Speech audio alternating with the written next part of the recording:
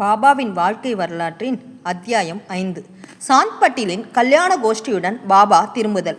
சென்ற அத்தியாயத்தில் குறிப்பிட்டபடி இப்போது முதலில் சாய்பாபா காணாமற் போன பிறகு ஷீரடிக்கு எங்கனம் திரும்பி வந்தார் என்பதை விவரிக்கிறேன். நைஜாம் சமஸ்தானத்தை சேர்ந்த அவுரங்காபாத் ஜில்லாவில் உள்ள தூப்காவன் என்கிற கிராமத்தில் சாந்த் பட்டேல் என்ற வசதியுள்ள முகமதிய பெருந்தகை ஒருவர் இருந்தார். அவர் அவுரங்காபாத்துக்கு போய்க் கொண்டிருக்கையில் ஒரு பெண் குதிரையை தொலைத்து விட்டார். 2 மாதங்கள் பிரயாசையுடன் தேடினார். ஆனாலும் காணாமல் போன அக்குதிரையை பற்றி கொஞ்சமும் தகவல் பெற இயலவில்லை. ஏமாற்றத்துடன் குதிரை சேணத்தை தன் தோளில் போட்டுக்கொண்டு அவுரங்காபாத்திலிருந்து திரும்பிக் கொண்டிருந்தார். 4.5 கால தூரம் பிரயாணம் செய்த பின்னர் ஒரு மாமரத்தின் அருகில் வந்தார். அதன் அடியில் ஒரு பக்கிரி விசித்திர மனிதர் உட்கார்ந்து இருந்தார். அவரது தலையில் ஒரு குல்லாய் இருந்தது. கப்னி என்னும் நீண்ட ஆடை தரித்திருந்தார். கமக்கட்டில் சட்கா என்னும் குட்டையான பருமனான ஒரு தடி வைத்திருந்தார். ஷூக்கா குடிப்பதற்கு தயார் செய்து கொண்டிருந்தார். சாந்த் பட்டேல் அவ்வழியே போவதைக் கண்டு அவரை தன்னிடத்திற்கு கூப்பிட்டு புகைப்பிடிக்கவும் கொஞ்சம் ஓய்வெடுத்து கொள்ளவும் சொன்னார். அவ்விசித்திர மனிதர் அல்லது பக்கிரி குதிரை சேணத்தை பற்றி வினவினார். சாந்த் பட்டேல் தனது தொலைந்து போன குதிரையின் மீதிருந்த சேணம் அது என்று கூறினார். அதற்கு அவர் அவரிடம் அருகாமையிலுள்ள சோலையொன்றில் தேடும்படி கேட்டுக்கொண்டார். அவர் அங்கே சென்றார். ஆச்சரியத்திலும் ஆச்சரியம், அவர் தன்னுடைய குதிரையை கண்டுபிடித்து விட்டார். அந்த பக்கிரி ஒரு சாதாரண மனிதர் அல்ல, ஆனால் ஓர் அவலியா, பெரும் ஞானி என்று எண்ணினார். குதிரையுடன் பக்கிரியிடம் திரும்பி வந்தார். ஷூக்கா குடிப்பதற்கு தயாராகியது. ஆனாலும் 2 பொருட்கள் தேவைப்பட்டன. குழாயை பற்ற வைப்பதற்கு நெருப்பு, சாபி புகை இழுக்க பயன்படும் ஒரு துண்டு துணியை நனைப்பதற்கு தண்ணீர். பக்கிரி தனது கத்தியை எடுத்து அதை வலிய நிலத்தில் நுழைத்தார். அதிலிருந்து எரியும் ஒரு நிலக்கரி நெருப்பு துண்டம் வந்தது. அதை அவர் குழாய் வழி இட்டார். பிறகு தமது சட்காவை தரையில் அடித்தார். அவ்விடத்திலிருந்து நீர் கசியத் தொடங்கியது. சாபி நனைக்கப்பட்டு பிறகு பிழியப்பட்டு குழாயில் சுற்றப்பட்டது. இங்கனம் எல்லாம் முடிந்த பின்னர் பக்கிரி ஷூக்கா குடித்துவிட்டு சாந்த் பட்டேலுக்கும் புகைக்க கொடுத்தார். இவற்றையெல்லாம் கண்ணுற்ற சாந்த் பட்டேல் வியப்புற்றார்.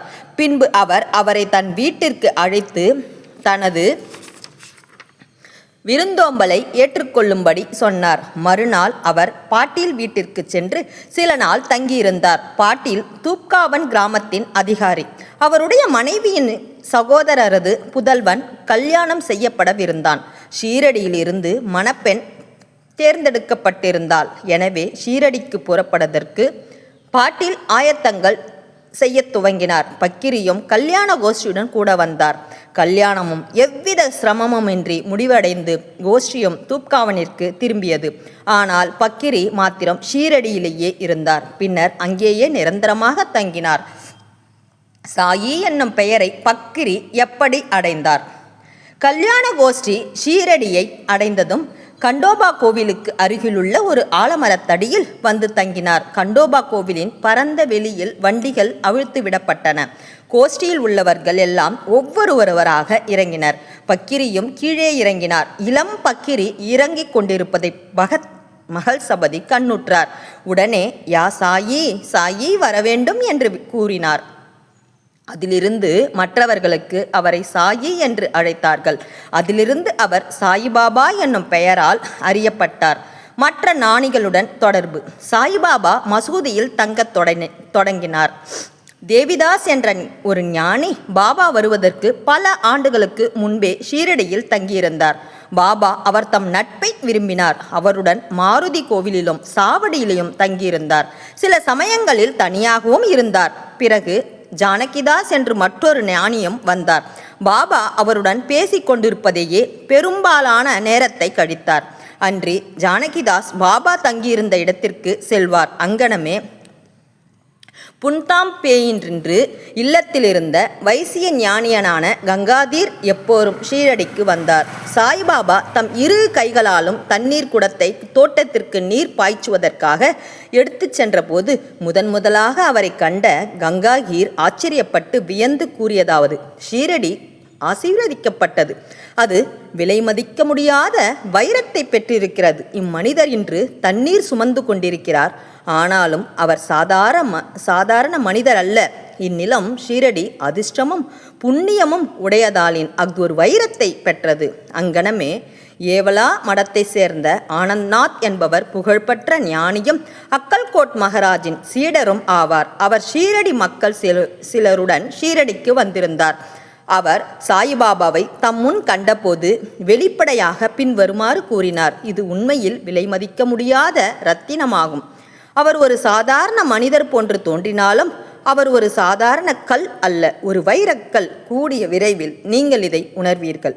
இதை கூறிய பின்னர் அவர் ஏவலாவுக்கு திரும்பிவிட்டார். இது சாயிபாபா இளைஞனாயிருக்கும்போது சொல்லப்பட்டது.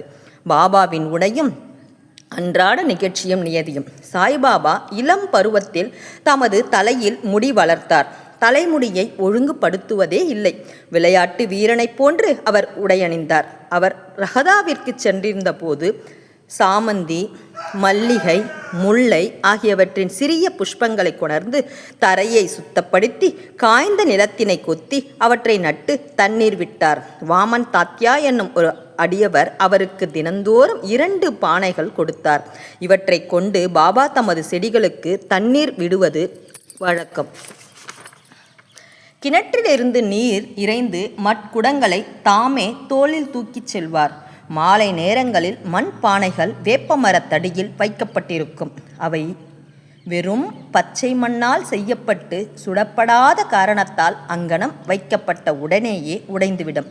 அடுத்த நாள் தாத்யா வேறு 2 புது பானைகள் கொடுப்பார். இந்நிகழ்ச்சி 3 ஆண்டுகள் நடந்தது. சாயிபாபாவின் கடின பயிற்சி, உழைப்பு ஆகியவற்றினால் ஒரு பூந்தோட்டம் வளர்ந்தது. இந்த நிலத்தில் தற்போது பாபாவின் சமாதி மந்திர் என்னும் பெரிய மாளிகை இருக்கிறது. இது தற்போது பல பக்தர்களால் அடிக்கடி விஜயம் செய்யப்பட்டு வணங்கப்பட்டு வருகிறது. வேப்பமரத்தடியில் உள்ள பாதுகைகளின் கதை. பாயி கிருஷ்ணாஜி அலிபாகர் என்பவர் அக்கல்கோட் மகாராஜின் அடியவர்.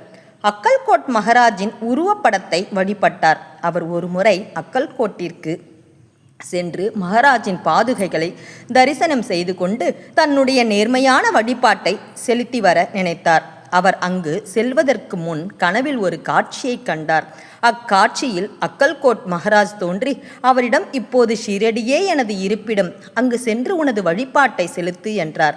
எனவே பாயி தனது திட்டத்தை மாற்றிக்கொண்டு ஷீரடிக்கு வந்து பாபாவை வழிபட்டு 6 மாதங்கள் அங்கு தங்கி மகிழ்ச்சியடைந்தார். அவருடைய காட்சி முதலியவற்றனை ஞாபகார்த்தமாக அவர் பாதுகைகளை தயாரித்து அதை சக வருடம் 1834 1912 ஆவணி மாதத்தில் பௌர்ணமி தினத்தன்று தாத்தா கேல்கர், வாசனி முதலியோர் நடத்திய உரிய சடங்கு சம்பிரதாயங்களுடன் வேப்பமரத்தடியில் பிரதிஷ்டை செய்தார். அதன் வழிபாட்டிற்கு ஓர் அந்தனர் நியமிக்கப்பட்டார். அதனுடைய நிர்வாகம் சகுன்மேரு நாயக் என்ற அடியவரிடம் ஒப்புவிக்கப்பட்டது.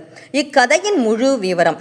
தானேவை சேர்ந்த திரு B.V. தேவ் என்னும் ஓய்வு பெற்ற மம்லதார் சாய்பாபாவின் ஒரு பெரிய பக்தர்.